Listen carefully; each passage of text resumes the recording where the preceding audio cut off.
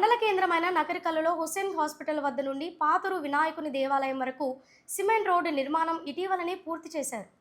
ఈ సిమెంట్ రోడ్డును నాణ్యత ప్రమాణాలను పాటించి నిర్మించడం పట్ల గ్రామస్తులు హర్షం వ్యక్తం చేసి కూటమి ప్రభుత్వానికి ధన్యవాదాలు తెలిపారు. రోడ్డు చక్కగా విశాలంగా ఉండటం వలన వాహనదారులు మితిమీరిన వేగంతో వాహనాలను నడుపుతున్నారని, ఈ రహదారిపై చిన్నపిల్లలు, వృద్ధులు, మహిళలు కూడా తిరుగుతుంటారని, ఎటువంటి ప్రమాదాలు జరగకుండా స్పీడ్ బ్రేకర్లను తక్షణమే ఏర్పాటు చేయవలసినదిగా సంబంధిత అధికారులను గ్రామస్తులు కోరుతున్నారు.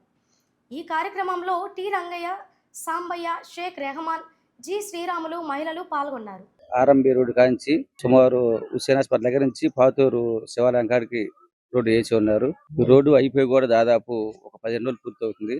ఇంతవరకు దీనికి స్పీడ్ బ్రేకర్లు ఏమంటే ఈ నకరికల్ ఏఈ కానీ, పంచాయత్ సెక్రటరీ గారు కానీ తార పోయాలి పాల్గొట్టేస్తాము, మధ్య జాయింట్లు ఉన్నాయి, ఆ జాయింట్ల వల్ల పగలగొట్టిన తర్వాత తార పోసిన తర్వాత వేస్తామని చెప్పి వాళ్ళు టైం గడపొస్తా ఉన్నారు.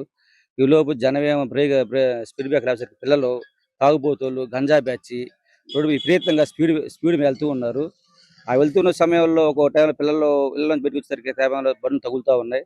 దీనివల్ల కొంచెం దయచేసి ఈ నగర రోడ్డుని కొంచెం స్పీడ్ బ్రేకర్ అర్జెంట్గా వెళ్తే కూర్చున్నారు. వినాయకుడి దగ్గరికి రోడ్డు వేశారు. ఎమ్మెల్యే గారు కొనుక్కొని రోడ్డు వేయించారు. వాటి సందర్భంగా రోడ్డు బాగా వేశారు, బాగానే ఉంది.